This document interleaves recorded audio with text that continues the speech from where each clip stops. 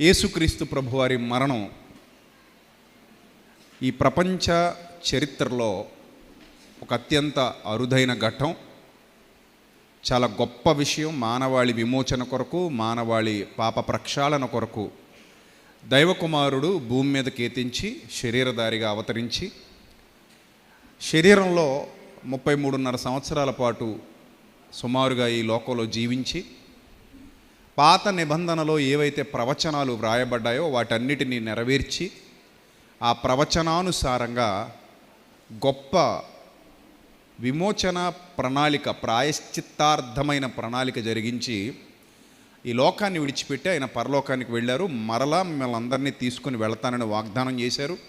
ఏ రాజ్యాన్ని అయితే మెస్సియా ఇక్కడ స్థాపిస్తారన్నారో ఆ రాజ్యమే సంఘము. మీరు అనుకుంటున్నట్టుగా ఇది శరీర సంబంధమైనది కాదు, ఆత్మ సంబంధమైనది అని ప్రపంచానికి చాటి చెప్పారు. ఎన్నో ప్రవచనాలు యూదులకు దేవుడు ప్రవక్తల ద్వారా గ్రంథంలో బయలుపరిచినప్పటికీ కూడా మనోనేత్రములు మూసుకుపోవటం వల్ల దాన్ని గ్రహించలేకపోయారు. ఇది చాలా చాలా ఇంపార్టెంట్ విషయం, గుర్తుపెట్టుకోండి.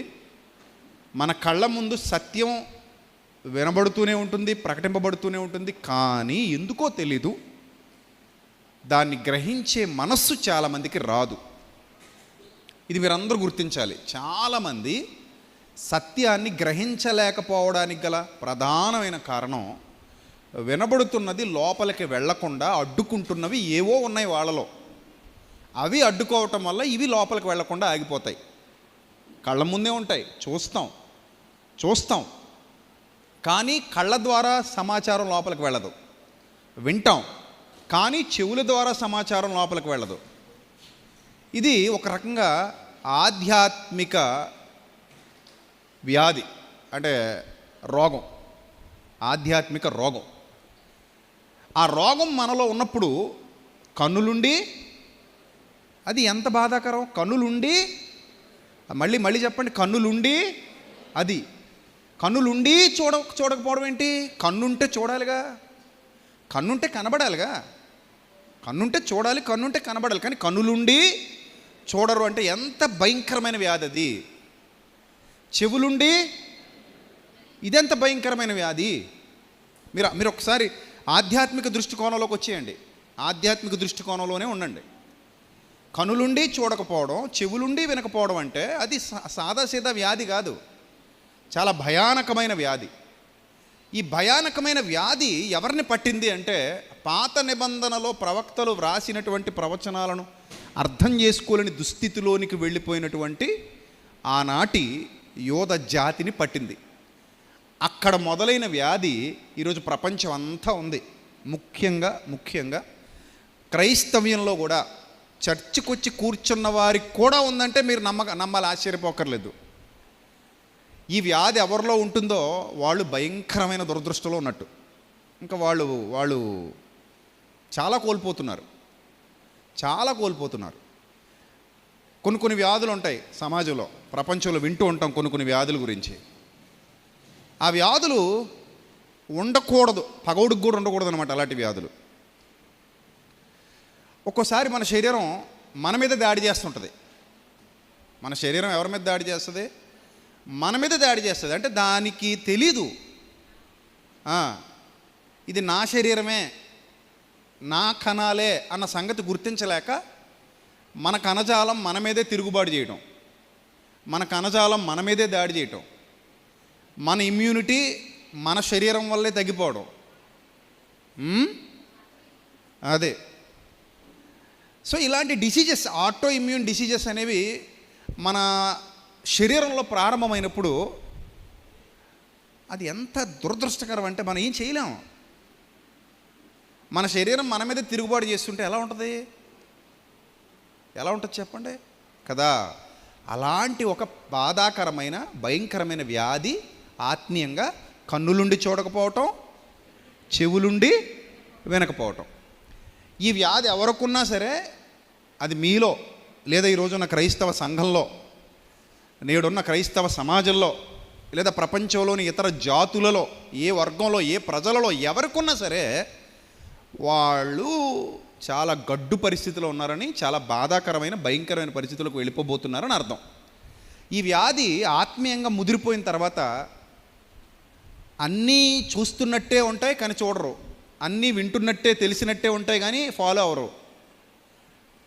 అంటే మెడికల్ షాపులోనే పనిచేసే వ్యక్తి అక్కడున్న ఏ మందు కూడా తన రోగానికి వాడకుండా అక్కడే కూర్చొని ఉన్నాడు అనుకో, షాపు నిండా మందులు ఉన్నాయి కానీ అతను ఎక్కడున్నాడు? మెడికల్ షాపులోనే ఉన్నాడు.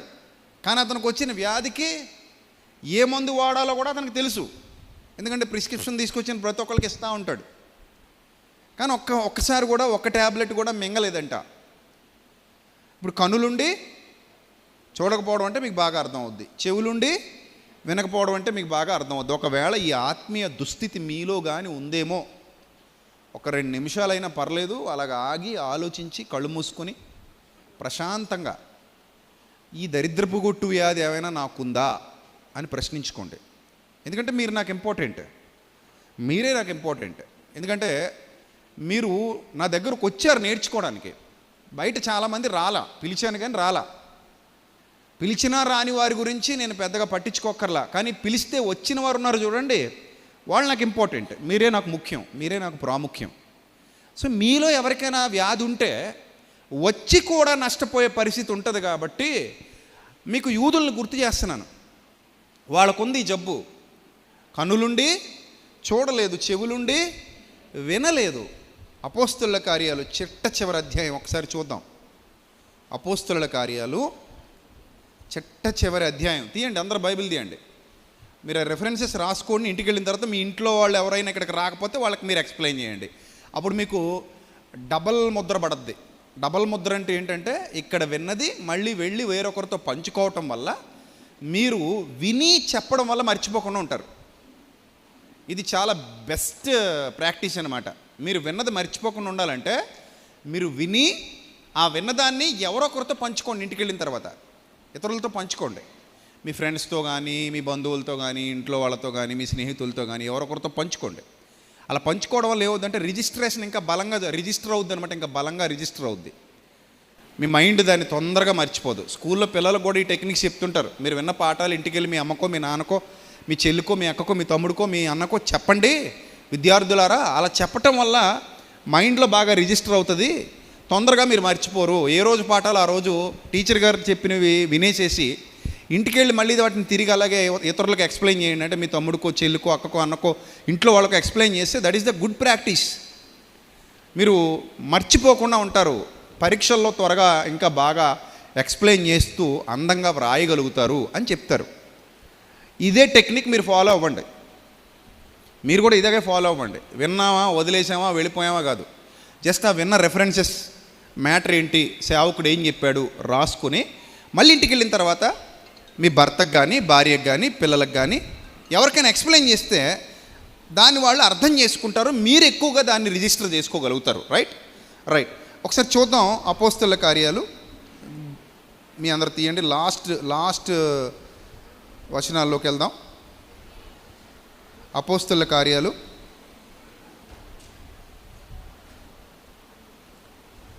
28-26. అపోస్తలుల కార్యాలు 28-26. మీరు వినుమట్టుకు విందురు కానీ, చూసారా వ్యాధి. కొంతమందికి అన్నం తింటారట కానీ శక్తి రాదట, అబ్జర్వ్ చేసుకోవట్లేదన్నమాట బాడీ. అన్నం తింటున్నారు, వామిటింగ్ అయిపోతుంది. అన్నం తింటున్నారు, మోషన్స్ అయిపోతున్నాయి, కానీ బాడీ అబ్జర్వ్ చేసుకోవట్లా. అంటే ఆ సత్తువ బాడీ తీసుకోవట్లా, శక్తిని బాడీ తీసుకోవట్లా. వ్యాధా కాదా? అంటే ఇప్పుడు ఆహారం లోపలికి వెళ్ళకుండా ఉంటే వేరే విషయం, కానీ వెళ్ళి కూడా శక్తి రావట్లేదంటే ఎలాంటి భయంకరమైన వ్యాధి అది? నీరు తాగి కూడా దాహం తగ్గట్లేదంటే ఎలాంటి భయంకరమైన వ్యాధి అది? మీరు ఆలోచించండి ఒకసారి, మనసు పెట్టండి. అందుకే ఇన్ని ఎగ్జాంపుల్స్ ఇస్తున్నాను మీకు. ఇక్కడ ఏమంటాడంటే, మీరు వినుమట్టుకు విందురు కానీ గ్రహింపనే గ్రహింపరు, చూచట మట్టుకు చూతురు కానీ కాననే కానరని ఈ ప్రజల యొద్దకు వెళ్ళి చెప్పమంటున్నాడు దేవుడు. నువ్వు వెళ్ళి చెప్పు నాయన, నువ్వు వెళ్ళి చెప్పు, ఆ వ్యాధి ఉందని చెప్పు వాళ్ళతో. వాళ్ళకి ఎంత భయంకరమైన వ్యాధి ఉందో వాళ్ళు గుర్తించలేకపోతున్నారు. నువ్వు వెళ్ళి ఒకసారి చెప్పు, వాళ్ళకి అర్థం అవుద్దేమో, చెప్పెళ్ళి అన్నాడు దేవుడు. రైట్. తర్వాత చూడండి, ఈ ప్రజలు ఎలా చూచి సగం కన్నులతో చూచా, కన్నులారా చూచా. ఆ కడుపు నిండా తిన్నాడు అన్నదానికి కొంచెం తిన్నాడు అన్నదానికి తేడా ఉంది కదా.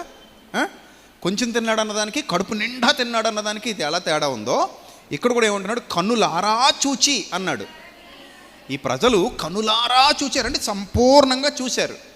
రెండోది చెవులారా విన్నారు, అంటే సంపూర్ణంగా విన్నారు. కన్నులారా చూచారు, చెవులారా విన్నారు, కానీ మనసారా గ్రహించారు.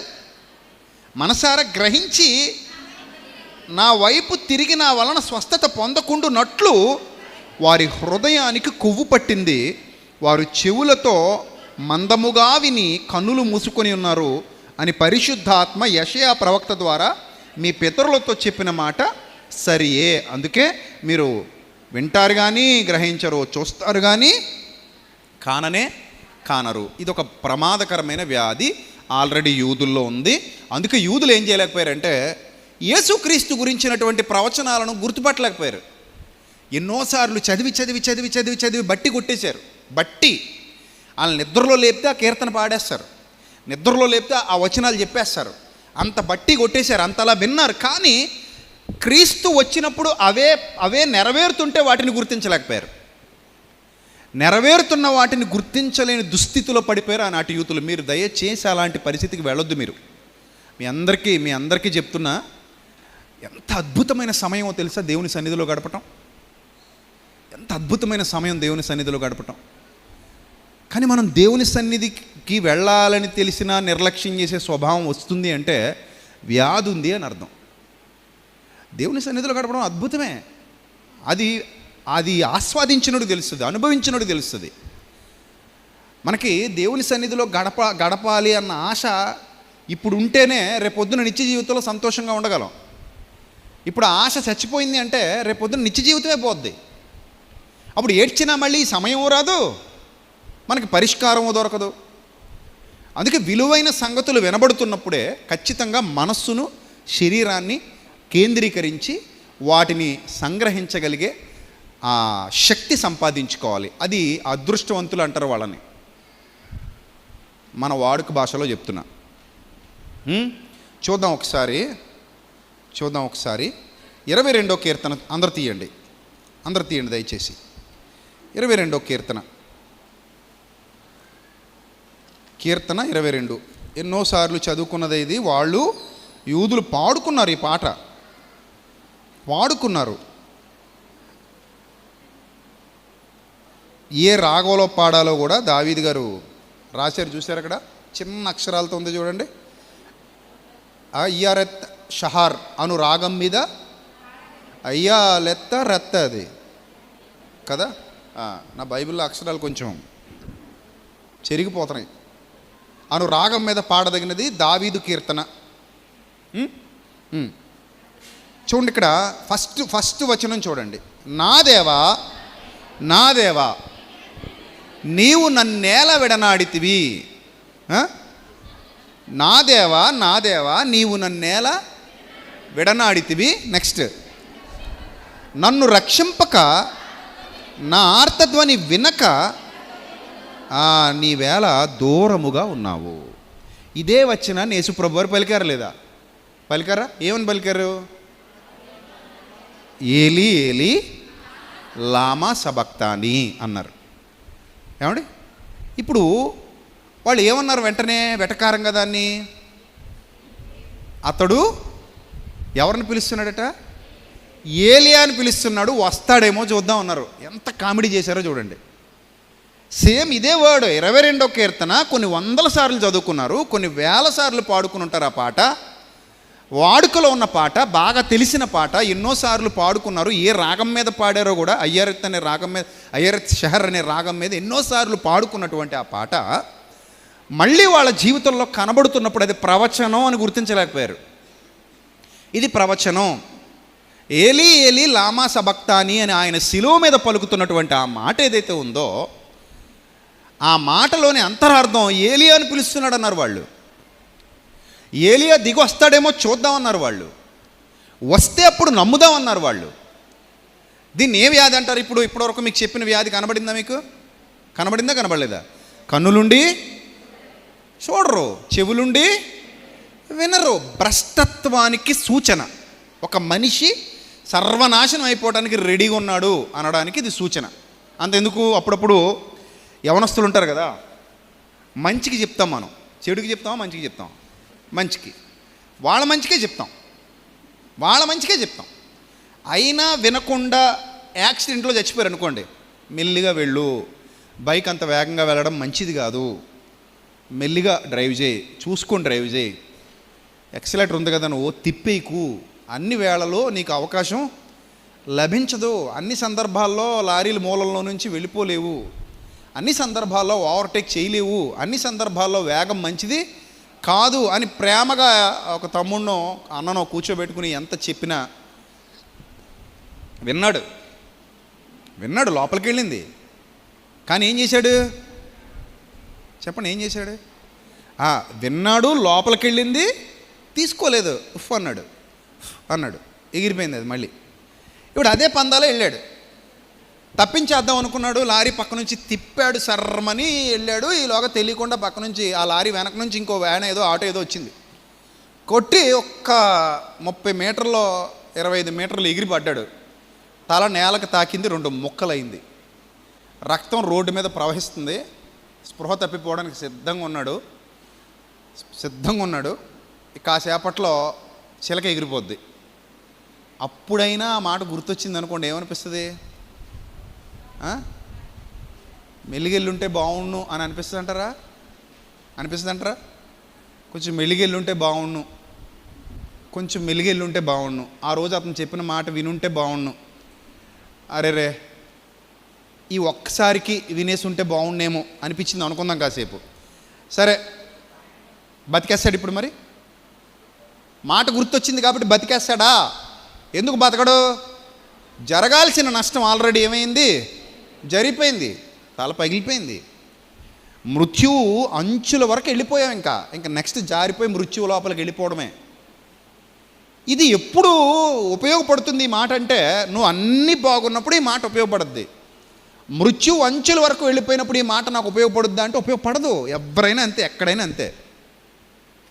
ఇక్కడ మీరు జాగ్రత్తగా ఆలోచించండి. యేసు ప్రభు వారు ఎంత అత్యుత్తమమైన మార్గాన్ని చూపించడానికి ఈ లోకానికి వచ్చారో వాళ్ళు గుర్తించలేకపోవడానికి గల ప్రధానమైన కారణం, ఏలీ ఏలీ లామా సబక్తాని అనే మాట, నా దేవా నన్ను నీవేళ విడనాడితివి అంటే, నా తండ్రి నా చెయ్యి విడిచిపెట్టాడు.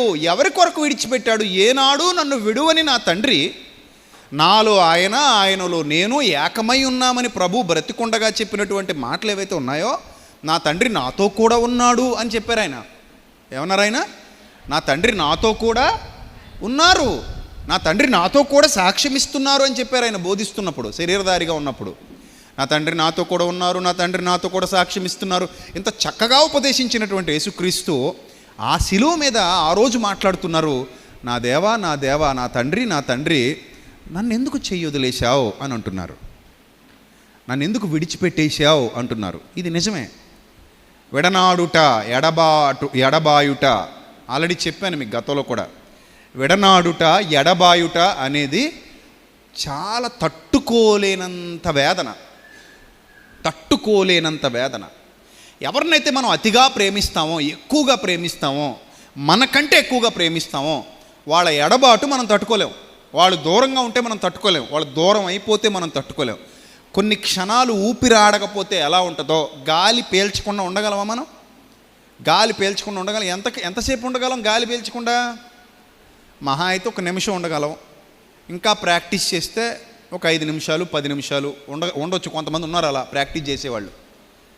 ప్రాక్టీస్ చేసి ఎక్కువ గిన్నిస్ బుక్లో పేరు సంపాదించుకోవడానికి 14 నిమిషాలు 15 నిమిషాలు అలా ప్రాక్టీస్ చేసిన వాళ్ళు ఉన్నారు. సరే, అంతవరకే. అంత కష్టపడి ప్రాక్టీస్ చేస్తే 15 నిమిషాలు 20 నిమిషాలు వాళ్ళు గాలి పీల్చకుండా ఊపిరి బెగబట్టి ఉండగలరేమో. కానీ ఆ తర్వాత అయినా మళ్ళీ మనకి ఏం కావాలి? గాలి లేకపోతే ప్రాణం ఉన్నంత వరకు మనం ఉండలేము. అందుకే ప్రాణవాయువు అన్నారు దాన్ని. ఏ వాయువు అన్నారు? ప్రాణవాయువు అన్నారు. ఒక మనిషికి గాలి దొరక్కపోతే అలా ఉక్కిరి బిక్కిరైపోతారో, మనకి ఇష్టమైన వ్యక్తులు, మనకు నచ్చిన వ్యక్తులు, మనం ప్రేమించే వ్యక్తులు, మనం ప్రాణం పెట్టుకున్న వ్యక్తులు, వాళ్ళు మనతో లేకపోయినా మనం తట్టుకోవడం చాలా కష్టం. వాళ్ళు ఉండాలి మనతో అనిపిస్తుంది, వాళ్ళతో కలిసి జీవించాలి అనిపిస్తుంది, వాళ్ళతో కలిసి బతకాలి అనిపిస్తుంది కదా.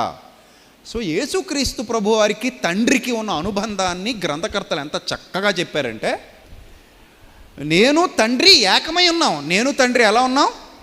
ఏకమై ఉన్నాం, విడివిడిగా లేం, మేము ఒక్కటిగా ఉన్నాం. అంత ప్రేమ, అంత బంధం, అది ఆత్మీయ బంధం, పరలోకపు సంబంధం, ఆత్మబంధం అది. అలాంటి బంధం మా మధ్యలో ఉంది. అంతెందుకు పిలుపు అడుగుతాడు, ప్రభువా తండ్రిని ఒక్కసారి మాకు చూపించు అని అడుగుతాడు. యేసు ప్రభువుని అడుగుతాడు, ప్రభువా తండ్రిని ఒక్కసారి మాకు కనపరచు అని అడుగుతాడు. అప్పుడు ప్రభువు ఇచ్చినటువంటి సమాధానం ఎంత అద్భుతంగా ఉంటుందంటే, నన్ను చూసావు కదా, నన్ను చూచినవాడు నా తండ్రిని చూచి ఉన్నాడు. నన్ను చూచినవాడు నా తండ్రిని చూచి ఉన్నాడు. నా తండ్రి నాలో ఉండి ఈ క్రియలు జరిగించుచున్నాడు. ఎంత అద్భుతమైన మాట అది. నా తండ్రి ఎక్కడున్నాడు? నాలో ఉండి ఈ క్రియలు జరిగించుచున్నాడు. నేను తండ్రి ఏమై ఉన్నాం? ఏకమై ఉన్నాం. ఇది యేసు ప్రభు వారి సమాధానం. పిలుపు, ఇంతకాలం నాతో కూడా ఉన్నావు, నువ్వు తండ్రిని చూడలేదా? ఇంతకాలం నాతో ఉన్నావు, నీకు తండ్రి కనబడలేదా? నీకు తండ్రి అర్థం కాలేదా? తండ్రికి వేరుగా నేను, నాకు వేరుగా తండ్రి లేము. మేము ఇరువురము ఏమై ఉన్నామో? ఏకమై ఉన్నాం. నాలోనే ఉన్నాడు తండ్రి, నాలో ఉండి తన క్రియలు జరిగిస్తున్నాడని యేసు ప్రభు చెబితే, ఆ రోజు నాకు తెలిసి ఫిలిప్పు కూడా అర్థమై ఉండదు. ఫిలిప్పు కూడా అర్థమై ఉండదు ఆ క్షణంలో. తర్వాత అర్థం చేసుకుని ఉంటాడు శిష్యుడు కాబట్టి. ఎందుకంటే శిష్యులకు కూడా మొదట కొన్ని సంగతులు కష్టంగా అనిపించాయి, గ్రహించలేకపోయారట పాపం. ఇప్పుడు మీరు ఆలోచించండి, అలాంటి తనలో ఉన్న తండ్రి తనను ఎడబాసెను, విడనాడెను, అలా విడిచిపెట్టాల్సిన పరిస్థితి వచ్చింది. ఆ పరిస్థితి వచ్చింది కాబట్టి ఇప్పుడు యేసుప్రభు వారు అంటున్నారు, తండ్రి నన్ను ఎందుకు విడిచిపెట్టేశావు? నా దేవా, నా దేవా నన్ను ఎలా విడనాడితివి? నా చెయ్యి ఎందుకు విడిచిపెట్టేశావు? మీ అందరికీ తెలుసు, ఆయన చెయ్యి విడిచిపెట్టకపోతే ఏం జరుగుతుందో. అసలు చెయ్యి విడిచిపెట్టడం అనే సందర్భాన్ని గతంలో ఒకసారి మీకు ఎక్స్ప్లెయిన్ చేశాను. మళ్ళీ ఇప్పుడు సరికొత్త కోణంలో ఎక్స్ప్లెయిన్ చేస్తాను. ఈ గుడ్ ఫ్రైడే పర్వదినాన, ఈ గుడ్ ఫ్రైడే సందర్భంగా ఏదైతే ఈరోజు క్రైస్తవ ప్రపంచం అంతా యేసుప్రభు వారి మరణాన్ని గుర్తు చేసుకుంటుందో, మనం నిత్యం ఆయన మరణాన్ని గుర్తు చేసుకోవాలి. కానీ ఈరోజు స్పెషల్ డే అని మీరు అనుకుంటున్నారు కాబట్టి మీ అందరికీ నేను ప్రేమతో చెప్తున్నా, యేసుక్రీస్తు ప్రభువారి మరణ సమాధి పునరుద్ధాన ఘట్టాలు సరిగా అర్థమైతే భక్తి జీవితంలో చాలా ఫాస్ట్గా వెళ్ళిపోతారు మీరు. ఎక్కడ ఆగదు ఇంకా మీ బండి, ఎక్కడ ఆగదు. నిజం చెప్తున్నా, ఎక్కడ ఆగదు మీ బండి. భక్తి జీవితంలో చాలా తీక్షణమైన నిర్ణయాలు కలిగి ఉంటారు. భక్తికి మొదటి ప్రాధాన్యత ఇస్తారు, దేవునికి మొదటి ప్రాధాన్యత ఇస్తారు, దేవుని తర్వాతే ఏదైనా అనే స్థితికి చేరుకుంటారు. ఇప్పుడు ఆయన చెయ్యి ఎందుకు విడిచిపెట్టాలి అని అంటే, దీన్ని అర్థం చేసుకోవడానికి మీకు చరిత్ర తెలియాలి. యూదులుగా తెలిసి చావలేదు, ఎప్పటికీ తెలిసి చావలేదు. ఎప్పటికీ వాళ్ళు 22వ కీర్తన చదువుతారు, ఎప్పటికీ చదువుతారు 22వ కీర్తన. పాత నిబంధనలో యూదు లేఖనాల్లో 39 పుస్తకాల్లో హీబ్రూలో, నా దగ్గర హీబ్రూ బైబిల్స్ 3 వెర్షన్స్ ఉన్నాయి. ఈ 3 వెర్షన్స్లోనూ సేమ్ ఉంటాయి, సేమ్ ఇదే. కీర్తన 22 చక్కగా స్పష్టంగా రాయబడి ఉంటుంది. కానీ అందులో ఉన్న విషయాలు ఎవరివి చెప్పండి? ఎవరివి? యేసుక్రీస్తును గూర్చినటువంటి ప్రవచనాలు. కొంచెం కిందకి చదువుదాం. కాదు, 6వ వచనం.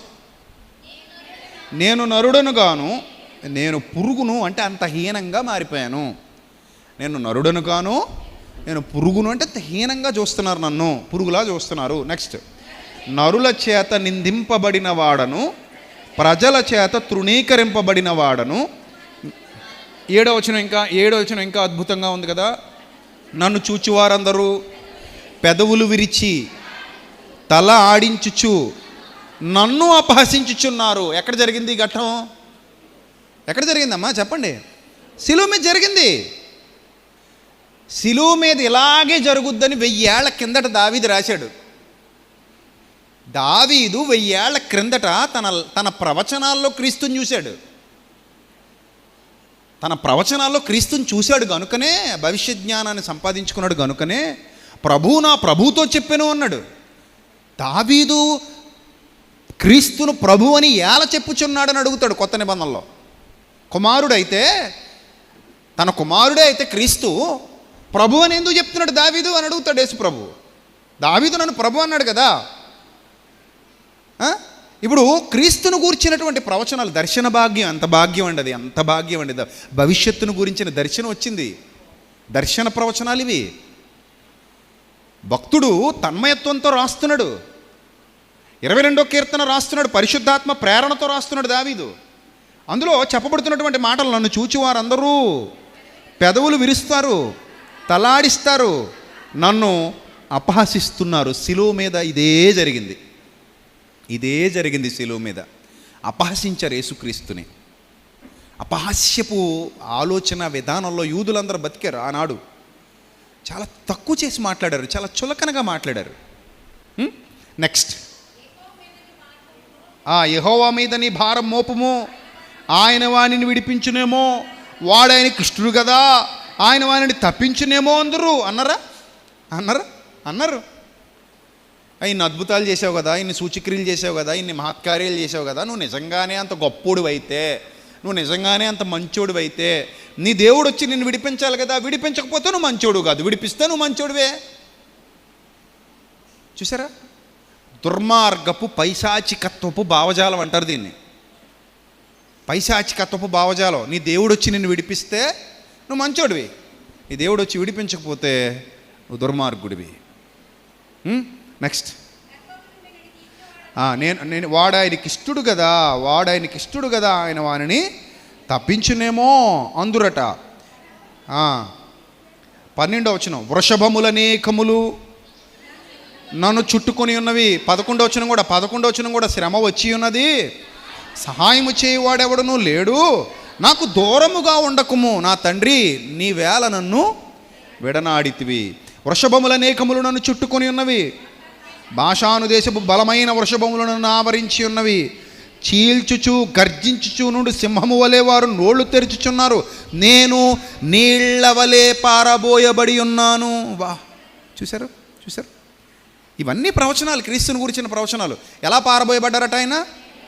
నీళ్ల వలె పారబోయబడి ఉన్నాను. నీళ్ల వలె, నీళ్ళని ఎలాగైతే పారబోస్తారో నేను ఆ రీతిగా పారబోయబడి ఉన్నాను, అందుకే నేను నరుడను కాదు పురుగును అన్నాడు. అంత హీనాతిహీనంగా, అంత హీన స్థితిలో, అంత హీనమైన పరిస్థితిలో నేనున్నాను.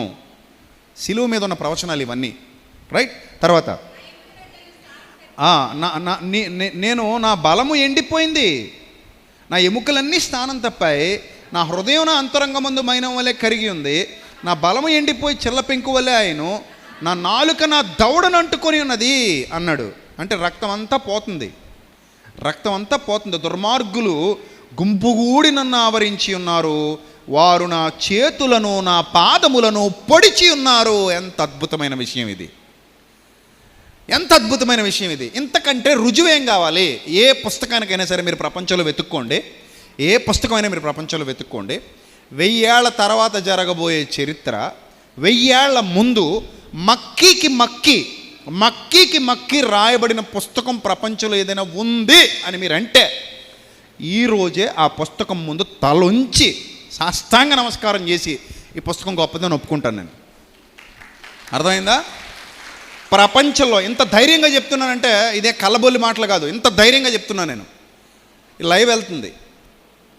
1000 ఏళ్ల ముందు దావీదు అనే ఒక మహారాజు తన నగరులో, యెరూషలేములో ఒక కీర్తన రాస్తూ, ఆ కీర్తనకు ఏ రాగాన్ని అప్లై చేసి పాట పాడాలో తెలియజేస్తూ, అందులో నెక్స్ట్ 1000 సంవత్సరాల తర్వాత అదే యెరూషలేములో ఆయన ఎక్కడైతే ఈ కీర్తన రాస్తున్నాడో అదే యెరూషలేములో జరగబోయే ఘట్టాన్ని గురించి రాశాడు. ఇంతకంటే దైవ గ్రంథానికి ఎవిడెన్స్ ఏం కావాలి? ఇంతకంటే ఎవిడెన్స్ ఏం కావాలి మీరు చెప్పండి? 1000 ఏళ్ళు అంటే మాటలా? 1000 ఏళ్ళు అంటే మాటలా? రేపేం జరుగుద్దో మనిషికి తెలియదు కదా. రేపేం జరుగుద్దో మీరు చెప్పండి, చెప్పగలరా? చెప్పలేరు కదా. రేపేమి సంభవించునో మీరు ఎరుగరు, ఏ మానవుడు ఎరుగడు.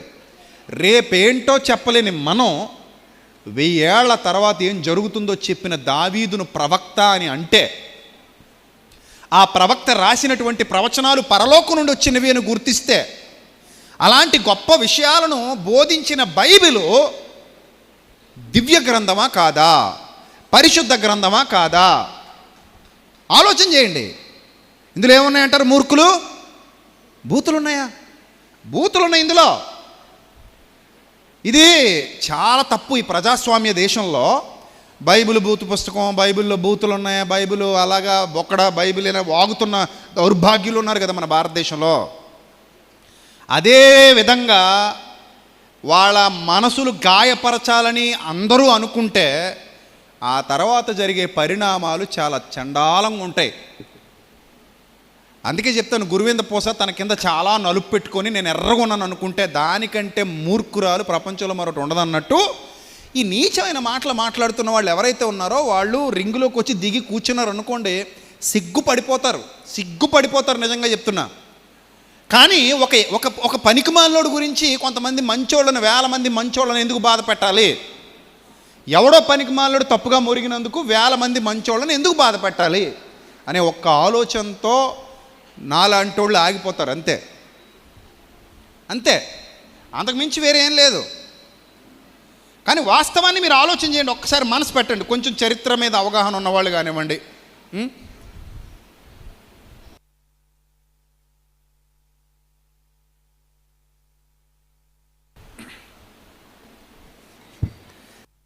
చరిత్ర పుస్తకాలు అధ్యయనం చేసిన వాళ్ళు కానివ్వండి. ఇప్పుడు ఈ పుస్తకాన్ని నేను మీకు మత గ్రంథంలా చెప్పట్లా, ఇది ఒక చరిత్ర పుస్తకమే అనుకోండి. బైబిల్ మామూలు పుస్తకం అనుకోండి, సాదాసీదా పుస్తకం అనుకోండి, కాసేపు చరిత్ర పుస్తకం, ఏదో చరిత్ర చెప్పింది అనుకుందాం. 1000 ఏళ్ల ముందు జరిగిన విషయాన్ని రాస్తే చరిత్ర అంటే ఏంటి? నాకంటే 1000 సంవత్సరాల ముందు పలానది ఈ భూమి మీద జరిగింది అని రాస్తే దాన్ని ఏమంటారు? చరిత్ర అంటారు. 1000 సంవత్సరాల తర్వాత జరగబోయేదాన్ని రాస్తే చరిత్ర అంటారా? 1000 సంవత్సరాల తర్వాత నేను ఇప్పుడు ఉన్నాను, 2026లో ఉన్నాను. 3026లో ఏం జరగబోతుంది ఇప్పుడు రాస్తాను నేను ఇక్కడ కూర్చొని. ఎప్పుడు? 2026లో ఉండి ఎప్పుడు రాస్తాను నేను? 3026లో ఏం జరగబోతుంది ఇప్పుడు రాస్తున్నానంటే దాన్ని చరిత్ర అనరు, దాన్ని ప్రవచనం అంటారు. అది చెప్పగలిగే దమ్ము ఏ మానవుడికి ఉండదు. ఎందుకు? ఒక 15 తరాల తర్వాత జరగబోయే సంగతి రాయాలి. ఇప్పుడు 15-20 తరాల తర్వాత 100-120 ఏళ్ళు మధ్యలో 2 తరాలకు పోతాయి. 2 తరాలు పోతాయి 120కి. ఇప్పుడు దాదాపు 20 ఏళ్ళు, 15 ఏళ్ళ తరాలు, 15-20 తరాల తర్వాత ఏం జరగబోతుందో ఇదే ప్లేస్లో మళ్ళీ ఏ ప్లేస్లో? అదే జెరూసలేంలో.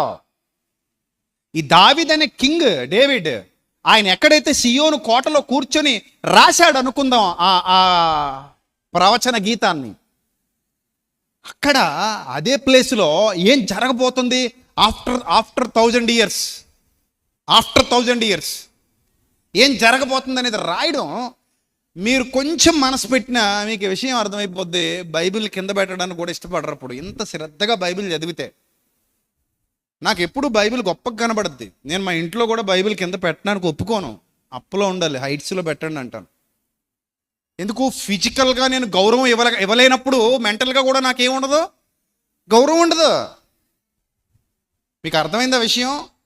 ఫిజికల్గా గౌరవం ఇవ్వలేనప్పుడు మెంటల్గా కూడా గౌరవం ఉండదు. ఆ గౌరవం ముందు ఇక్కడ పుట్టాలి, ఇక్కడ ఉండాలి.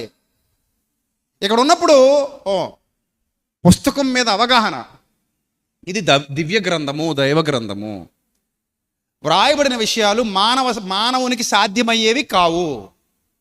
పోనీ మీకు ఇంకా నమ్మకం కుదరలేదే, వెళ్ళండి హీబ్రూ లేఖనాల్లోకి వెళ్ళండి. ఇజ్రాయెల్తో మనకు మంచి సత్సంబంధాలు ఉన్నాయి కదా మన దేశానికి. వాళ్ళని అడిగితే ఇచ్చేస్తారు, బాబు మీ దగ్గర ఓల్డ్ స్క్రిప్చర్స్ ఉన్నాయా? Yes, we have old scriptures, show me that please. చూపిస్తారు. 22nd చాప్టర్లో ఏముంది, కీర్తనల్లో, సామ్స్లో ఏముంది చూస్తాం మేము అని అడగండి. అందులో మీకు ఓల్డ్ హీబ్రూ స్క్రిప్చర్లో ఏదైతే ఉందో అదే ఉంది ఇక్కడ. ఇది ఎప్పుడు రాయబడింది వాళ్ళని అడగండి, వాళ్ళు చెప్తారు. పురాతన చరిత్ర కలిగినటువంటి దేశాలు కదా, ఇరాన్ కానివ్వండి, ఇరాక్ కానివ్వండి, అదే ఇప్పుడు దేశాలు కాదు. అది ఇరాన్ అంటే కొన్ని వేల సంవత్సరాల చరిత్ర ఉంది దానికి, కొన్ని వేల సంవత్సరాల చరిత్ర. పర్షియన్లు పరిపాలించారు, చరిత్రలో ఉన్నాయి ఆ విషయాలు. చరిత్ర ఉంది, చరిత్ర పుస్తకాల్లో ఉన్నాయి. ఇరాక్, బాబిలోనియా, నెబుకద్నెజర్ ఇరాక్ కేంద్రంగా పరిపాలించాడు. పర్షియన్స్, పారసీకులు ఇరాన్ కేంద్రంగా పరిపాలించారు. ఈజిప్షియన్స్ ఈజిప్ట్ కేంద్రంగా పరిపాలించారు. రోమన్స్, ఇవన్నీ చరిత్ర. గ్రీకులు, ఇవన్నీ చరిత్ర. ఈ చరిత్రలో అంతర్భాగంగా ఉన్నటువంటి దేశాలు, ఆ దేశాల మధ్యలో ఉన్న యెరూషలేముకి ఈ చరిత్రలన్నిటితో కూడా సంబంధం ఉంది. ఎందుకంటే యూదులు చెదరగొట్టబడ్డారు, ఆయా రాజ్యాల క్రిందకి బానిసలుగా వెళ్ళారు. ఇప్పుడు వాళ్ళని అడిగితే, అవును, ఈ 22వ కీర్తన మా డేవిడ్ అనే రాజు రాశాడు. దావీదు అనే రాజు ఉండేవాడు మాకు, సొలొమోను గారి నాన్నగారు. ఆయన రాశాడు, ఆయన ప్రవక్త. ఆయన ఏం రాశాడు అని అంటే, నా నా నా నా నా చేతులలో నా కాళ్ళలో ఏం చేశారట వాళ్ళు? చదవండి, రెఫరెన్స్ చదవండి. వారు నా చేతులను నా పాదములను పొడిచి ఉన్నారు. వారు నా చేతులను నా పాదములను ఏం చేశారు? పొడిచి ఉన్నారు. ఎంత స్పష్టంగా లేఖనం సెలవిస్తుందో చూడండి. ఎప్పుడు జరిగింది ఇది? చేతులు పాదాలు పొడవడం ఎక్కడ జరిగింది? వారు నా చేతులు పాదాలు పొడిచారన్నది ఎక్కడ జరిగింది చెప్పండి? ఎక్కడ జరిగింది? శిలువ మీద జరిగింది కదా. శిలువ అనేది ఎప్పుడు వచ్చింది తెలుసా మీకు? శిలువ ఎప్పుడు వచ్చింది తెలుసా? శిలువ మరణం అనేది ఎప్పుడు వచ్చింది తెలుసా? రోమన్ల ప్రపంచాన్ని పరిపాలించినప్పుడు. ఆ చట్టం ఎవరిది అనుకుంటున్నారు? ఆ శిక్ష ఎవరిది అనుకుంటున్నారు? రోమన్లది. దావీదు గారి రెఫరెన్స్ రాసే సమయానికి ప్రపంచంలో శిలువ శిక్షే లేదు. ఇంకేం కావాలి ఎవిడెన్స్? రోమన్లు శిలువ శిక్షకు ఆద్యులు. మొట్టమొదట వాళ్ళ శిక్షా స్మృతిలో, వాళ్ళ శిక్షా చట్టాలలో శిలువ శిక్ష అనేది కనిపెట్టింది రోమన్లు. ఒక మనిషికి ఈ ప్లస్ గుర్తులో 2 చెక్కలు బిగించి 2 చేతులను బాగా బలంగా తాళ్లతో సాగదీసి కట్టి ఈ బాడీ మొత్తం గాలిలో చేతుల మీద వేలాడేలాగా చేసి కింద కాళ్ళు కూడా బలంగా సాగదీసి కాళ్లకు 2 మేకులేసి దిగ్గొట్టి 2 చేతులకు 2 మేకులేసి దిగ్గొట్టి ఆ శరీరాన్ని ఆ కొయ్యకు అలా వేలాడదీస్తారు గాల్లో. ఎంత బాధగా ఉంటుందో మీకు మామూలుగా అర్థం అవుతుంది. కానీ పులప్స్ అంటారు. పులప్స్ తెలుసు కదా? పులప్స్ తెలుసా మీకు? జిమ్ చేసే వాళ్ళకి తెలుస్తుంది. ఒక రాడ్ పట్టుకొని గాల్లో వేలాడుతూ ఒక రాడ్ ఇలా 2 చేతులతో పట్టుకొని పైకి కిందకి దిగడం, లేవడం, దిగడం, లేవడం, దిగడం. మొత్తం శరీరం అంతా దేని మీద ఉంటుంది? శరీరం అంతా దేని మీద వేలాడుతుంది? ఓన్లీ హ్యాండ్స్ మీద. ఎంత పోటుగాడైనా సరే, ఎంత దమ్మున్నోడైనా సరే, ఎంత బలవంతుడైనా సరే 100 పులప్స్ చేసాడంటే గొప్ప ఇంకా సమర్థుడు, ఇంకా బాబు ఆరితేరిపోయాడు, ఇంకా మామూలుడు కాదు, ఇంకా మనిషి కాదు ఇతను అన్నాడు. 200 చేసాడు అనుకోండి, ఇంకా గొప్ప. అంతకు మించి ఎవడు చేయలేడు. ఎందుకో తెలుసా? మన శరీరం గాల్లో వేలాడుతూ బరువు అంతా ఏది మోస్తుంది? చేయి మోస్తుంది. ఈ చేతులు పోలీసులు ఒక్కోసారి కట్టేసి వేలాడదీసేస్తుంటారు. దండం పెట్టి చెప్పేస్తారు నిజాలు. నిజం. ఎందుకు? వేలాడలేక. ఇప్పుడు సిలువ వేయబడిన వ్యక్తి దిగగొట్టబడ్డాడు మేకులతో. వాళ్ళు ఇంకా నొప్పి వచ్చినా భరించాలి. ఇంకా చావుకు వెళ్తున్నారు వాళ్ళు. అందుకే నొప్పి. ఆ నొప్పి చివరికి చావుకు తీసుకెళ్తుంది. చచ్చిపోయేంత వరకు భరించాల్సిన నొప్పి. రోమన్లకు పుట్టింది క్రూరమైన ఆలోచన. రోమన్లకు పుట్టి మనం ఈ శిక్ష అమలు చేద్దాం, బాగుంటుంది. మనిషి ఎవడో కూడా పుట్టాలి కదండి. ఉరి శిక్ష అనేది ఎక్కడ? ఆదాముకు తెలుసా ఉరి శిక్ష అనేది? అసలు ఆదాము కాలంలో ఉరి శిక్ష ఉందా? లేదు కదా. ఎవరికెత్తాడు? అవకెయ్యాలి. ఎత్తేనే లేదా ఆదాముకి వేయాలి. అంతే కదా. వాళ్ళకి తెలియవు కదా ఈ శిక్షలు ఏమి. శిక్షా స్మృతులు లేవు వాళ్ళకి, రాజ్యాంగాలు లేవు, చట్టాలు లేవు. ఎందుకంటే వాళ్ళిద్దరే ఉన్నారు భూమి మీద. అప్పటికి లేవు ఇవి. ఎవడో ఒక మనిషి కనిపెడతాడు ఇవన్నీ. ఉరి శిక్ష, లేదా అగ్నిలో గాలి చేయడం, నూనెలో వేపేయడం, కళ్ళు పొడి చేయటం, తిరగట్రాయి విసిరించడం, కళ్ళు తీసేసి సంసోన్లాగా, లేదా కాళ్ళు చేతులు నరికేయటం, తల శిరచ్ఛేదనం, తల నరికేయటం. ఇవన్నీ శిక్షలో. లేదా ఒక చీకటి కొట్టులో పడేసి కొన్ని సంవత్సరాల పాటు ఉంచడం శిక్షలు. బ్లాక్ సెల్ అంటారు. అలాగా సిలువ అనేది రోమన్లు ప్రారంభించినటువంటి ఒక క్రూరమైన శిక్షా విధానం అమల్లోకి తెచ్చారు. వాళ్ళు క్రూరమైన శిక్షా విధానాన్ని అమల్లోకి తెచ్చారు.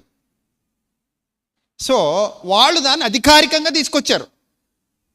అధికారికంగా ఒక సింబల్, ఆ సింబల్ మీద ఒక మనిషిని వేలాడదీయటం, ఆ పక్కన ఈ పక్కన 2 చేతులకు మేకులు కొట్టడం, కాళ్లకు మేకులు కొట్టడం, ఈ విధంగా మనిషిని హింసించి చంపేవారు. అది వేల సంవత్సరాల కిందట దావీదుకి ఎలా తెలిసింది? దావీదు కాలంలో ఆ శిక్షలు లేవు. ఇప్పటికైనా అర్థమవుతుందా? మనం చదువుతున్నది సాదాసీదా పుస్తకం కాదు, దైవ గ్రంథం అని. మనం పట్టుకున్నది మామూలు పుస్తకం కాదు నా నాయన, దైవ గ్రంథం రా నాయన. అర్థం చేసుకోండి, ప్రపంచంలో ఏ పుస్తకానికి ఇంత అద్భుతమైన చరిత్ర లేదు, ఇంత అద్భుతంగా ఇన్ని సంవత్సరాల అంతరంలో జరగబోయే భవిష్యత్తు చెప్పినటువంటి పుస్తకాలు లేవు. ఇంత చక్కగా మక్కికి మక్కి. ఇప్పుడు మీరు అనుకోవచ్చు, దావీదు రాశాడు కాబట్టి రోమన్లు అలా చేశారనా? మూర్ఖులు మాట్లాడవచ్చు. దావీదు రాశాడు కాబట్టి రోమన్లు అలాగా చేశారు. అసలు రోమన్లు యూదుల గ్రంథాలు చదువుతారా? చదివితే యేసుప్రభు పుట్టినప్పుడు ఈ హేరోదు ఏం చేశాడు? ఎవరిని పిలిపించాడు? ప్రధానుల్ని పిలిపించాడు. యోధుల్లో ఉన్న శాస్త్రుల్ని పిలిపించి ఏమన్నాడు? అరే బాబు, ఇశ్రాయేలును ఏలబోవాడు ఎక్కడ పుడతాడు మెస్సియా అని అడిగాడు. మీ గ్రంథాల్లో ఏముంది అని అడిగాడు. అడిగితే వీళ్ళు చెప్పారు, యోదయ బెత్లెహేములోనే ఏలయనగా యోదయ దేశపు బెత్లెహేమా, నువ్వు యోధా ప్రధానులలో ఎంత మాత్రమూ అల్పమైన దానవు కావు, ఇశ్రాయేలును పాలించువాడు నీలో నుండి వచ్చును. అంతే కదా? ఆ అధిపతి ఎక్కడి నుంచి వస్తాడు? నీలో నుండి వస్తాడు అని ఎవరు చెప్పారు? యోధా పెద్దలు. ఎవరికి చెప్పారు? హేరోదుకి. అతను ఎవరు? రోమా ప్రభుత్వంలో ఉన్నాడు. అతనికి తెలుసా యూదు లేఖనాలు? తెలియవు. వాళ్ళు ఇది చూసి ఎందుకు రాస్తారు? వాళ్ళకి అసలు తెలియవు. కీర్తనల గ్రంథం మొత్తం చదవాలంటే కొన్ని చుట్టలు తెప్పించుకోవాలి వాళ్ళు. చుట్టలు ఆ చుట్టలన్నీ తెప్పించుకొని చూసి ఈ మర్మంగా ఉన్న రహస్యాలని తీసి మళ్ళీ శిక్ష ఎత్తారు వాళ్ళు. ఏమో ఓపెన్గా ఉందా బుక్లో? మర్మంగా ఉందా? మర్మంగా ఉంది. ఈ మర్మంగా ఉన్నది ఎప్పుడు ఓపెన్ అయింది? యేసుక్రీస్తు జీవితంలో జరిగాక ఓహో అని అర్థమవుతుంది మనకి. అది కూడా మీరు మామూలుగా 22వ కీర్తన చదువుకుంటూ వెళ్ళిపోతే అర్థం కాదు. ఇంతలా విడమరిచి ఎక్స్ప్లెయిన్ చేస్తుంటే అవును కదా, ఏనాడు 22వ కీర్తన, ఏనాడు యేసుక్రీస్తు మత్తయి సువార్త, రెండింటి మధ్యలో 1000 సంవత్సరాల గ్యాప్ ఉంది. 1000 సంవత్సరాల గ్యాప్లో జరగబోయే విషయాన్ని ఇంత చక్కగా రాయడం ఏంటి? అన్యులు దాన్ని నెరవేర్చడం ఏంటి? నెరవేర్చింది ఎవరు? యూదులా అన్యులా? అన్యులు. పోనీ అని చెప్పారా ఈ విధమైన శిక్ష ఏంటని? అప్పటికి శిక్ష సృష్టించింది ఎవరు? రోమన్లు. సిలువ శిక్షను యూదులు సృష్టించలేదు, రోమన్లు సృష్టించారు. సృష్టించబడిన శిక్ష తనకు అమలు చేయమన్నారు. అప్పటికే చాలా మందికి వేశారు. అంతెందుకు పక్కన ఉన్న సిలువ మీద ఉన్న దొంగలకు కూడా, ఆ పక్కన ఈ పక్కన 2 దొంగలు కూడా సిలువ వేయబడ్డారు. వాట్ వండర్ఫుల్ హిస్టరీ అనిపించట్లేదు మీకు ఈ ప్రసంగం వింటుంటే? ఎంత అద్భుతమైన చరిత్ర ఉంది బైబిల్లో అనిపించట్లా? ఖచ్చితంగా అనిపిస్తుంది. చెప్తున్న నాకే గూస్ బంప్స్ వస్తుంటాయి. అరే వండర్ఫుల్ బైబిల్ నేను చదువుతున్నది సాదాసీదా పుస్తకం కాదు, చాలా గొప్ప పుస్తకం చదువుతున్నాను నేను, చాలా గొప్ప విశ్వాసం కలిగి ఉన్నాను నేను. నాకు అనిపిస్తుంది అసలు అంత ఆనందం వస్తుంది బైబిల్ని అలా చదివితే. అలా చదివేవాళ్ళు ఎక్కడున్నారు ఇక్కడ? చూడగానే తిట్టేయడం, చూడగానే చింపేయడం, చూడగానే కాల్చేయడం, దాన్ని ఉన్మాదం అంటారు. మత ఉన్మాదం అంటారు. ఉన్మాదం. తర్వాత చూడండి, ఇంకా చూడండి. నేను లెక్కింపగలను, వారు నిదానించుచు నన్ను తేరి చూచున్నారు, నా వస్త్రములను వారు పంచుకొనిచున్నారు. అది దేవుని నామానికి మహిమ. ఏంటది? నా వస్త్రములను వారు పంచుకొనిచున్నారు. ఇంకెంతకంటే ఏం కావాలి చెప్పండి? యేసుప్రభు అడిగాడా, ఇక బాబు నా బట్టలు పంచుకోండిరా రోమా సైనికులారా అని అడిగాడా? పోనీ యూదులు ఎవరైనా వచ్చి ఆయన బట్టలు పంచుకోండిరా రోమా సైనికులారా అని అన్నారా? అందుకే పంచుకోవడం, ఒక జత బట్టలను అంతమంది పంచుకోవడం ఏంటి? ఆ కాస్ట్లీ వస్త్రాలు అందరూ తీసుకున్నారు, ముక్కలు కత్తిరించుకుని చీట్లు వేసి పంచేసుకున్నారట ఆ గుడ్డని. ఆయన అంగీ, నా అంగీ కొరకు ఏమేశారు? అబ్బా అబ్బా, ఎంత అద్భుతమైన విషయం అండి. ఇదే పాయింట్ మీకు కొత్త నిబంధనలో కనబడుతుంది, జరిగిన చరిత్రలో కనబడుతుంది. జరిగిన చరిత్రలో వాళ్ళు నా వస్త్రాలను ఏం చేస్తారు? పంచుకుంటున్నారు అని రాశాడు. పంచుకుంటారు అని కూడా రాయలా. ఎలా రాశాడు? జరిగిపోయినట్టు రాశాడు. అబ్జర్వ్ చేయండి జాగ్రత్తగా. ఎలా రాశాడు? పంచుకొనుచున్నారు అంటే జరుగుతున్నట్టుగా రాశాడు. నా వస్త్రాల కొరకు, నా అంగీ కొరకు ఏం చేశారు? చీట్లు వేస్తున్నారని రాశాడు. ఏమండి, ఈ చదివి రోమ సైనికులు వెళ్ళి 22వ కీర్తన చదివేసుకుని, అదిగో 22వ కీర్తనలో యేసుప్రభు గురించి దావీదు ఇలా రాశాడు కాబట్టి మనం చెయ్యాలని చేశారు వాళ్ళు. అదా?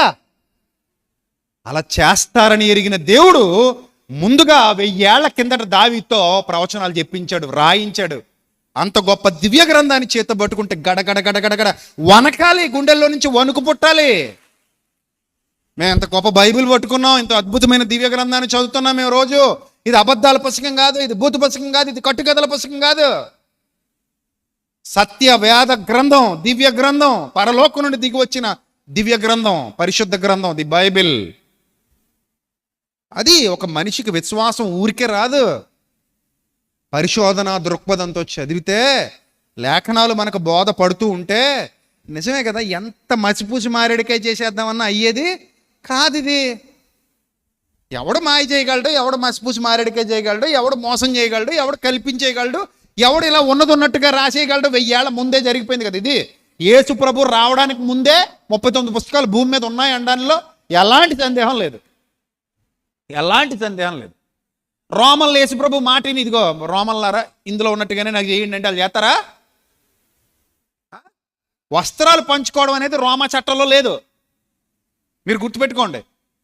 అది అప్పటికప్పుడు సైనికులకు పుట్టిన ఆలోచన. ఎందుకు పుట్టిందంటే ఆ కాస్ట్లీ డ్రెస్ అలాంటిది. యేసు ప్రభు వారికి ఆ డ్రెస్ ఇచ్చిన వాళ్ళు ఎవరో ఉన్నారు, ఆయన అభిమానులు. వాళ్ళు ఇవ్వాలి. అలాగా వాళ్ళు ఇవ్వకపోతే ఆ ప్రవచనం నెరవేరదు. ఆ ప్రవచనం నెరవేరాలంటే యోహన్న, సూసన్న ఇలాంటి గొప్ప భక్తురాళ్ళు ఆయన వెంబడించారు, ధనము గల స్త్రీలు ఆయన వెంబడించారు. వాళ్ళ దగ్గర డబ్బులు ఉన్నాయి ఫుల్గా. వాళ్ళు యేసు ప్రభు మీద అమితమైన ప్రేమ కలిగి ఉన్నారు. ఆ ప్రేమ కొద్దీ మా బోధకుడు, మా రబ్బీ, మా బోధకుడు ఆయన. కాబట్టి ఆయన కోసం మేము ఏం చేయాలని ఆలోచించి ఉంటారు. ఒక అద్భుతమైన అంగీని ఆయన కోసం గిఫ్ట్ ఇచ్చి ఉంటారు, ప్రజెంట్ చేశారు. అది ఆయన వేసుకోవాల్సి వచ్చింది. ఎందుకు? ప్రవచనం నెరవేరాలి. ఇప్పుడు సాదాసీదా మామూలు గుడ్డలు వేసుకుని ఉన్నారనుకోండి, పంచుకుంటారా? ఆ మధ్య పనికిమాలినోడు వాగాడు, మా దేవుడు కాస్ట్లీ బట్టలు వేసుకుంటాడు, మీ దేవుడు గోసిగుడ్డ పెట్టుకున్నాడు అన్న పనికిమాలిన దరిద్రుడు. అప్పుడు చెప్పాను నేను, ఒక దౌర్భాగ్యుడా, నా యేసుప్రభు వస్త్రాలు రోమా సైనికులు పంచుకున్నారు రా సన్నాసి. రోమా సైనికులు పంచుకున్నారు. ఓదారంగు వస్త్రము, కాస్ట్లీయెస్ట్ డ్రెస్, కాస్ట్లీయెస్ట్, చాలా విలువైన వస్త్రం ఆయన ఒంటి మీద ఉంది. ఇప్పుడు అందరు సైనికులు, అందరు ఖైదీలు ఇప్పుడు పంచుకునే అలవాటు ఉంటే ఆ పక్కన దొంగ ఉన్నాడంట, ఈ పక్కన దొంగ ఉన్నాడంట. మరి యేసు ప్రభువుతో పాటు సిమిలర్గా ఒకే రోజు ఒకే క్షణంలో సిలువేయబడ్డారు వాళ్ళు, ఒకే దినాన వేయబడ్డారు వాళ్ళు కూడా. ఆయన ఇక్కడ వేలాడుతుంటే ఆ పక్కన ఒకడు వేలాడుతున్నాడు, ఈ పక్కన ఒకడు వేలాడుతున్నాడు. మరి వాళ్ళ బట్టలు పంచుకున్నారా ఈ రోమ సైనికులు? పంచుకున్నారా? ఎందుకు పంచుకోలేదు? అవి పంచుకునేంత గొప్ప బట్టలు కాదు. అర్థమైందా? ఇప్పుడు మీకు సిగరెట్ ప్యాక దొరికింది, దారిలో పోతున్నారు, సిగరెట్ పెట్టి ప్యాక మొక్క దొరికింది. నువ్వు మీ పక్కనున్న ఆవిడ ముగ్గురు చూశారు దాన్ని, కింద పడి కొట్టేసుకుని దెబ్బలాడేసుకుని నాదనేసుకుని, ఇదిగో ఇంక ఇలా కాదు కానీ సగం ప్యాక నువ్వు తీసుకో, సగం ప్యాక నేను తీసుకుంటాను, ఒక అట్టముక్క నువ్వు తీసుకుని ఇంకొక అట్టముక్క నేను తీసుకుని పంచుకుంటారా? అప్పుడు మిమ్మల్ని చూసి మేమందరం ఏమనుకోవాలి? ఈ మెంటల్ హాస్పిటల్ నుంచి ఏమైనా మానసా నుంచి ఏమైనా తప్పించుకుని ఇటు వచ్చి ఉంటారు వీళ్ళు ముగ్గురును. లేకపోతే సిగరెట్ పెట్టి ప్యాక ముక్కల కోసం ఎందుకు ఇంత కొట్టుకు చచ్చిపోతున్నారు వీళ్ళు, ఎందుకు దీన్ని పంచుకోవడం, మెంటల్ వాళ్ళు ఏమి అనుకుంటామా? అదే మీకు దారిలో నెక్లెస్ దొరికింది అనుకోండి, ముగ్గురు ఒకేసారి చేసేసారు అనుకోండి, దాని మీద నాకు కావాలి అనుకున్నారు అనుకోండి. అప్పుడు మీలో ఒక ఉత్తమరాలు ఎవరో ముందుకొచ్చి, పంచాయతీ పెద్ద, ఇదిగో అక్క, ముగ్గురు ఒకేసారి చూసాం, ముగ్గురు ఒకేసారి చేసాం, ముగ్గురు నొక్కేద్దాం అనుకుంటున్నాం కాబట్టి ఏం చేద్దాం, సమానంగా పంచేసుకుందాం అనుకుంటే దానికి ఒక అర్థం ఉంది. ఇప్పుడు ఏది పంచుకుంటారో విలువైందా విలువలేందా, దేనికోసం ఆలోచిస్తారు? విలువైన దానికోసం, విలువలేని దానికోసమా? చీట్లు కూడా వేశారంట, చీట్లు వేశారంట. యోహాను సువార్త 19వ అధ్యాయం 23-24 వచనాలు చదువుదాం. యోహాను సువార్త 19వ అధ్యాయము. యేసును సిలువ వేసిన తర్వాత ఆయన వస్త్రములు తీసుకొని ఒక్కొక్క సైనికునికి ఒక్కొక్క భాగము వచ్చినట్లు వాటిని 4 భాగములు చేసిరి. ఆయన అంగీని కూడా తీసుకుని, ఆ అంగీ కుట్టులేక పైనుండి యావత్తు నేయబడినది గనుక వారు దాన్ని చింపేస్తే ఎవరికి ఉపయోగపడదు కదా, అందుకని ఏం చేద్దాం మరి, ఆకుపాకు కరివేపాకు అని ఏదో వేద్దామని 1 2 3 4 5 6 ఏదో అంటారు కదా, అలాగేదో అనుకొని మొత్తం మీద అందరూ చీట్లు వేసుకుని, ఆ చీటీలో ఎవరి పేరు వస్తే వాళ్ళ అంగిని తీసుకుందాం, మిగిలిన దాన్ని ఏమో మొక్కలు చేద్దామని దానికోసం చీట్లు వేయదామని ఒకరితో ఒకరు చెప్పుకుని, వారు నా వస్త్రములను తమలో పంచుకొని నా అంగీ కోసం చీట్లు వేసిరని లేఖనము నెరవేరునట్లు ఇది జరిగెను. అందుకే సైనికులు ఇలా చేశారు, ఇందుకే సైనికులు ఇలా చేశారు, ఇందుకే సైనికులు ఇలా చేశారు. ఎందుకు చేశారు? ప్రవక్త చెప్పింది జరగాలి. ప్రవక్త చెప్పింది ఏమవ్వాలి? జరగాలి. అది ప్రవక్త అంటే. 1000 ఏళ్ల తర్వాత జరగబోయేదాన్ని చెప్పాడు ప్రొఫెట్, గ్రేట్ ప్రొఫెట్, దైవ ప్రవక్త, దేవుని ప్రవక్త. ఇది కదా బైబిల్ అంటే. ఎంత అద్భుతమైన దివ్య గ్రంథం కదా బైబిల్ అంటే, ఇంత మహోన్నతమైన పుస్తకం కదా బైబిల్ అంటే. అది యేసుక్రీస్తు ప్రభువారి చరిత్ర. మనం నమ్ముకున్నది సాదాసీద సామాన్యమైన వ్యక్తిని కాదు. ప్రియమైన దేవుని సంగమా, చాలా గొప్ప వ్యక్తిని మనం ఆరాధిస్తున్నాం, చాలా గొప్ప వ్యక్తిని మనం నమ్ముకున్నాం, చాలా గొప్ప వ్యక్తి మీద మనం విశ్వాసం ఉంచాం. ఆయన మనల్ని నిత్య జీవానికి నడిపించగల సమర్థుడు, అందులో ఎలాంటి సందేహం లేదు. అలాంటి దివ్య గ్రంథం ఈరోజు మన చేతుల్లో ఉంది. అలాంటి దివ్య గ్రంథం మన చేతుల్లో ఉంది. నా వస్త్రాలు పంచుకున్నారు, నా అంగీ కొరకు ఏం వేశారు?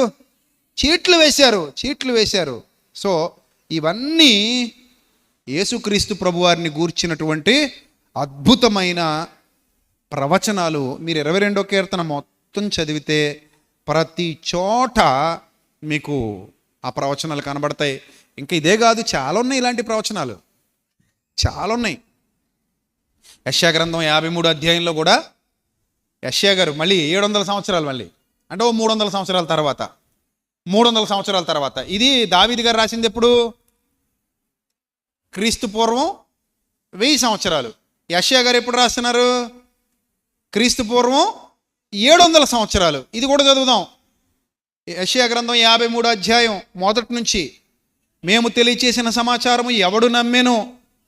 ప్రవక్త అంటున్నాడు, ఎవడు నమ్మెను? యెహోవా బాహు ఎవనికి బయలుపరచబడిను? లేత మొక్కవలే, ఎండిన భూమిలో మొలిచిన మొక్కవలే అతడు ఆయన ఎదుట పెరిగెను, అతనికి స్వరూపమైనను సొగసైనను లేదు. మనం అతనిని చూచి అపేక్షించున్నట్లుగా అతని యందు స్వరూపము లేదు. అతడు తృణీకరింపబడిన వాడాయను, మనుష్యుల వలన విసర్జింపబడిన వాడును, వ్యసనాక్రాంతుడుగాను, వ్యాధిని అనుభవించిన వాడుగాను, మనుష్యులు చూడనొల్లని వాడుగాను ఉండెను. అతడు తృణీకరింపబడిన వాడు గనుక మనము అతనిని ఎన్నిక చేయకపోతే మెస్సియాగా గుర్తించలేదు. అతడు తృణీకరింపబడిన వాడు గనుక మనం అతనిని ఏం చేయలేదు? ఎన్నిక చేయకపోతిమి. నెక్స్ట్, నిశ్చయముగా అతడు మన రోగములను భరించెను. ఎన్ని రోగాలు తీసేశాడో, ఎన్ని రోగాలు, అందరు రోగాలు తీసుకుంటూ వెళ్ళాడు. రోగాలు తీయాలన్నది కూడా ఎందులో భాగం చెప్పండి? ఎందులో భాగం? ప్రవచనాల్లో భాగం. యేసుప్రభువారు ఎన్ని రోగాలు స్వస్థపరుచుకుంటూ వెళ్ళాడో. ఎంతమంది రోగులు వచ్చినా వాళ్ళ రోగం వెంటనే మటుమాయం అయిపోయేది, వాళ్ళ రోగం వెంటనే తీసేసేవాడు. అతడు మన రోగములను ఏం చేశాడు? భరించెను, మన వ్యసనములను వహించెను. అయినను ఇన్ని చేసినా కూడా ఇన్ని చేసినా కూడా రోగాలు భరిస్తాడు, వ్యసనాలు వహిస్తాడు, మేలులు చేస్తాడు, అద్భుతాలు చేస్తాడు, ఆశ్చర్యకార్యాలు చేస్తాడు, సూచక్రియలు చేస్తాడు. ఇన్ని చేసినా కూడా మనం అతనిని ఆ మొత్తబడిన వానిగాను, చివరికి ఏ ఏ దుస్థితికి చేదారుతారట? ఎవరి వల్ల బాధింపబడుతున్నాడట? దేవుని వల్ల బాధింపబడి. ఎంత దుర్మార్గపు భావజాలం అంటే, యూదులందరూ ఒకటే మాట మీద నిలబడ్డారు. ఈ రోజు ఇలా శిలువ శిక్ష పొందుతున్నాడంటే దేవుడి శిక్ష ఇది, మనిషి నిజంగా దేవుడు తప్పిస్తే తప్పించడా అని అనుకున్నారు వీళ్ళు. నిజంగా దేవుని సంబంధం అయితే దేవుడు ఏం చేసేవాడు? తప్పించేవాడు కదా. దేవుడే తప్పించకుండా అన్యుల చేతికి అప్పగించాడు అంటే ఇది నిజంగా దేవుని వల్ల జరుగుతున్న కార్యము అని భావించారు దౌర్భాగ్యులు. అందుకే ఎలా ఎలా తీసుకున్నారట దాన్ని? యేసు ప్రభు వారి బాధ, దేవుని వలన బాధింపబడిన వానిగాను, శ్రమనొందిన వానిగాను మనం అతనిని ఎంచితిమి మన అతిక్రమములను బట్టి. ఎంత అద్భుతమైన విషయం అండి. 700 సంవత్సరాల ముందు రాస్తున్నాడండి ప్రవక్త. 700 సంవత్సరాల ముందు ఎంత గొప్ప విషయం రాశాడు. కొమ్రాన్ కేవ్స్లో దొరికినటువంటి గుహల్లో దొరికినటువంటి రాతప్రతులు, ప్రాచీన రాతప్రతుల్లో కూడా ఈ యెషయా గ్రంథంలో ఏవైతే ఉన్నాయో అవే ఉన్నాయి, అచ్చుగుద్దినట్టు. కొందరు గొర్రెల కాపర్లు గొర్రెలు మేపుకుంటూ సరదాగా ఒక పిల్లాడు ఆ గుహలోకి రాయి విసిరితే అక్కడ కొండ పగిలిన శబ్దం వచ్చింది. ఏమిటా అని చెప్పి వాళ్ళు ఆసక్తిగా ఏమైనా బంగారం వెండి దొరుకుతాయని పైకెళ్ళి చూస్తే ఆ కుమ్రాన్ కేవ్స్లో ఆ ప్రాచీన కుండల్లో రాతప్రతులు దొరికే ప్రాచీన రాతప్రతులు. ఆ రాతప్రతుల్లో ఏముందో తెలుసా? ఇదే యెషయా గ్రంథం ఉంది. ఇప్పుడు మనం చదువుకుంటున్న యెషయా గ్రంథంలో ఏవైతే ఉన్నాయో అవి ఆ ప్రాచీన వ్రాతప్రతుల్లో ఉన్నాయి. దాన్ని బట్టి మీకు ఏమర్థం కావాలి? పురాతన కాలం నుండి చెప్పబడినటువంటి విషయం రోమన్ల కాలంలో నెరవేరింది. 700 సంవత్సరాల తర్వాత మళ్ళీ ఇది. ఇందాక మనం మాట్లాడుకున్న దావీదు కాలంలో ఎంతది? 1000 సంవత్సరాలు. ఇది 700 సంవత్సరాలు. భవిష్యత్తు మన దోషములను బట్టి నలుగొట్టబడెను, మన సమాధానార్థమైన శిక్ష అతని మీద పడెను, అతడు పొందిన దెబ్బల చేత మనకు స్వస్థత కలుగుచున్నది. మనం అందరము గొర్రెల వలె త్రోవ తప్పిపోతుమి, మనలో ప్రతివాడు తనకిష్టమైన త్రోవకు తొలగెను. యెహోవా మన అందరి దోషమును అతని మీద మోపెను. యెహోవా మనందరి దోషమును అతని మీద మోపెను. సర్వమానవాళి పాప ప్రక్షాళన కొరకు లేఖనానుసారంగా, ప్రవచనానుసారంగా ప్రాయశ్చిత్త దినమున ఏదైతే జరిగిందో అది తన బ్రతుకులో చూపించి క్రీస్తు ఈ లోకానికి వచ్చి చేయవలసిన గొప్ప కార్యం చేశారు. విమోచన క్రయధనముగా తనను తాను అప్పగించుకున్నారు. సర్వమానవాళి పాప ప్రక్షాళన కొరకు తన 2 చేతులు చాచి కలువరి శిలువలో వేలాడారు. అక్కడ నుండి సువార్త ప్రారంభమైంది. ఆ సువార్త వలన రక్షింపబడిన వారమే మనం అందరము. ఈరోజు ప్రపంచంలో ఉన్న క్రైస్తవులందరూ దేని వలన రక్షింపబడ్డాం? మనం అందరం క్రీస్తు మరణ సమాధి పునరుద్ధానాలతో మొదలైన సువార్త వలన రక్షింపబడ్డాం. మనం సువార్త వలన రక్షింపబడ్డాం. ఆ సువార్తే మనల్ని ఈరోజు రక్షించింది. ఇంత గొప్ప దివ్య గ్రంథాన్ని మన చేతుల్లో ఉంచింది. ఇంత గొప్ప సత్యాన్ని అర్థం చేసుకునేలా చేసింది. ఇంత గొప్ప సత్యాన్ని ప్రకటించడానికి ధైర్యం ఇచ్చింది. ఇంత లోతైన జ్ఞానాన్ని విశదీకరిస్తూ చరిత్రానుసారంగా అర్థవంతంగా నేర్చుకునే అవకాశాన్ని కల్పించింది. నిజంగా ప్రియమైన దేవుని ప్రజలారా, మీరు గ్రహించండి, ఈ గుడ్ ఫ్రైడే దినాన ఎంత గొప్ప రక్షణ మన కళ్ళ ముందుంది.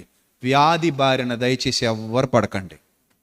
ఇంత గొప్ప ఉపదేశం చేశాను కదా, ఇప్పుడు ఇది కూడా మీరు విని ఆ గేటు దగ్గరే మర్చిపోయి ఇంటికి వెళ్ళిపోయారు అనుకోండి. ఏముందలండి, మంచి ప్రసంగం అయితే విన్నాం వెళ్ళినందుకు, తర్వాత శరా మామూలే అనుకుంటే అది మంచి పద్ధతి కాదు. మిమ్మల్ని భక్తిలో నిలబెట్టడానికే దేవుడు తన సేవకుని ద్వారా ఇలాంటి ప్రసంగాలు చేయించాడు. అది గ్రహించండి. మీరు భక్తిలో ఇంకా తీవ్రమైన స్థితికి చేరాలి, ఇంకా భక్తిగా బతకాలి, ఇంకా ఉన్నతమైన భావజాలాన్ని మీ సొంతం చేసుకోవాలి, ఇంకా యథార్థంగా జీవించాలి, ఇంకా నమ్మకస్తులుగా పనిచేయాలి. మీ పరిచర్యలో మీరు అందరూ వాడబడాలి. ప్రతి ఒక్కరి మీద పరిచర్య భారం ఉంది. అయ్యో, సువార్తను ప్రకటించకపోయిన ఎడల నాకు శ్రమ. ఇంత గొప్ప సత్యాన్ని నేను ఎలా నా గుండెల్లో దాచుకొని మౌనంగా ఉండగలను అన్నాడు భక్తుడు. మేము మౌనముగా చెప్పక ఉండలేము అన్నాడు. మేము మౌనంగా ఉండలేము, మేము చెప్పక మాకు అనుగ్రహింపబడిన దానిని, మాకు తెలియజేయబడిన దానిని మేము చెప్పక ఉండలేము అన్నారు అపోస్తలులు. మేము ప్రకటించక ఉండలేము అన్నారు. మీరు ప్రకటించారా చంపేస్తాం అన్నారు. మీరు ప్రకటించారా చంపేస్తాం. మీరు చంపేసినా చంపేసుకోండి, కానీ ఇంత గొప్ప సత్యాన్ని మానవాళికి విమోచన కలిగించడానికి సర్వోన్నతుడైన దేవుని కుమారుడు క్రీస్తు ఈ లోకానికి వచ్చాడు. ఆయన చేసిన గొప్పదైన బలియాగాన్ని మేము ప్రకటించక ఉండలేము, మేము చెప్పక ఉండలేము, మేము మాట్లాడక ఉండలేము, మేము మౌనముగా ఉండలేము అన్నారు. అంత గొప్ప త్యాగం యేసుక్రీస్తు ప్రభువారి త్యాగం, అంత గొప్ప ప్రేమ మానవాళి పట్ల ఆయన చూపించినటువంటి ప్రేమ, అది సిలువలో జరిగినటువంటి గొప్ప కార్యం. సిలువ మీద జరిగినటువంటి విమోచన కార్యం, ప్రాయశ్చిత్త కార్యం. అలాంటి గొప్ప స్థితిని తన స్వరక్తమిచ్చి సంపాదించి సంఘానికి ఇచ్చారు మన ప్రభు. ఎప్పటికీ కృతజ్ఞత కలిగి ఉండాలి. నా మీద ఏ పాపము లేదు, ఏ శాపము లేదు. సాయంత్రం రాజమండ్రిలో మాట్లాడతాను ప్రాయశ్చిత్త దినానికి సంబంధించినటువంటి విలువైన విషయాలు. సాయంత్రం కూడా వినండి, వచ్చేవాళ్ళు రండి, రాలేకపోయిన వాళ్ళు లైవ్లో అయినా వినండి. చాలా విలువైన సంగతులు రాత్రికి లైవ్లో మాట్లాడతాను. సాయంత్రం 5 గంటల నుంచి రాజమండ్రిలో గుడ్ ఫ్రైడే ఆరాధన జరగబోతోంది, ఏవి అప్పారావు రోడ్లో, సేమ్ గ్రేస్ చర్చిలో. అక్కడ చెప్తాను ప్రాయశ్చిత్తార్థ దినం అంటే ఏంటో, చరిత్రలో నుంచి ఎంత అద్భుతమైన సంగతులు అందులో దాగున్నాయో రాత్రికి చెప్తాను. కాబట్టి ప్రియమైన దేవుని ప్రజలారా, ఇంత గొప్ప రక్షణను నిర్లక్ష్యము చేసిన ఎడల మనం ఎలాగూ తప్పించుకుందుము. అలాంటి గొప్ప బలి సిలువలో జరిగింది. ఆయన స్వేదం, ఆయన చెమట నీళ్ల బిందువుల వలె ప్రవహించింది, ఆయన రక్తం నీటి కాలువల వలె పారింది. కారణం మనల్ని ఆ నాశనంలో నుండి, ఆ క్షయతలో నుండి అక్షయతలోకి తీసుకువెళ్ళడానికి, ఆ నాశనకరమైన స్థితిలో నుండి ఉన్నతమైన స్థితిలోనికి నడిపించడానికి, ఆ అజ్ఞానంలో నుండి జ్ఞానంలోకి తీసుకెళ్ళడానికి, ఆ చీకట్లో నుండి వెలుగులోకి తీసుకెళ్ళడానికి ఈరోజు నేను ధైర్యంగా నిలబడి చెప్తున్నాను, నా మీద ఏ శాపము లేదు. నా ప్రతి కాడి నా క్రీస్తునందు విరుగగొట్టబడింది, నేను రక్షింపబడ్డాను. అలాగే మీ ప్రతి కాడి క్రీస్తునందు విరుగగొట్టబడింది, మీరందరూ ఏమయ్యారు? రక్షింపబడ్డారు. దేవుని నామానికి మహిమ కలుగును గాక. మీరందరూ రక్షింపబడ్డారు. కారణం, మీ కాడి విరగొట్టబడింది. ఆ కాడి విరగొట్టబడే గొప్పదైన విశ్వాసంలోకి మనం అడుగుపెట్టాం. రేపొద్దున తీర్పు దినాన్ని ఎదుర్కోబోతున్నాం. అప్పుడు క్రీస్తు త్యాగాన్ని బట్టి మనం రక్షింపబడ్డామన్న సత్యం పరిపూర్ణంగా మీకు విశదపరచబడుతుంది.